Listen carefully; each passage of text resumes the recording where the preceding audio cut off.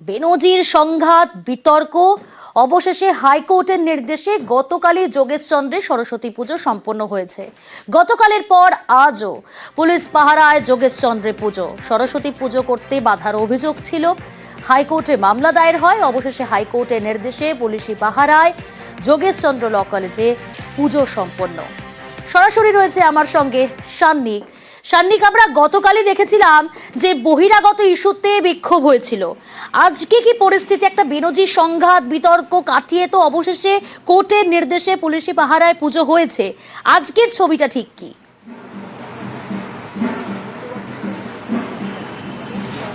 দেখো প্রিয়াঙ্কা, অন্তত একটা সরস্বতী পুজোকে কেন্দ্র করে এই রকম পরিস্থিতি শেষ কবে কোথায় দেখা গিয়েছিল কারোরই মনে পড়বে না।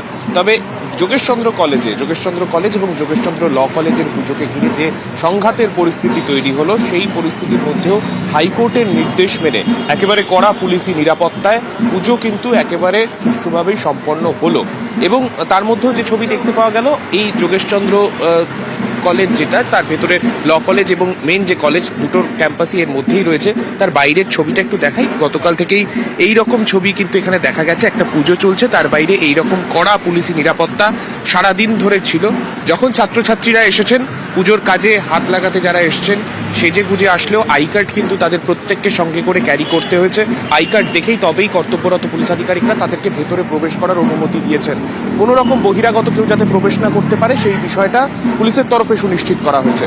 তবে তার মধ্যেও গতকাল ছাত্রছাত্রীরা তারা শিক্ষামন্ত্রীর কাছে তারা অভিযোগ জানিয়েছিলেন যে এই পরিস্থিতি তৈরি হলো কেন, এই পরিস্থিতিতে বহিরাগতরা তাদেরকে এতটা শাসানোর সাহস পেল কেন, এই বিষয় নিয়ে শিক্ষামন্ত্রীর হস্তক্ষেপ তারা গতকাল দাবি করেছিলেন এবং শিক্ষামন্ত্রীর তরফেও তাদেরকে গতকাল আশ্বস্ত করে যাওয়া হয়েছে। আজকে এখনো বিসর্জন হয়নি, তবে তার আগে পর্যন্ত পুজো কিন্তু সুষ্ঠুভাবেই সম্পন্ন হয়েছে এবং এখনো পর্যন্ত শান্তিপূর্ণভাবেই যোগেশচন্দ্র চৌধুরী কলেজের পুজো সম্পন্ন হচ্ছে। বেশ।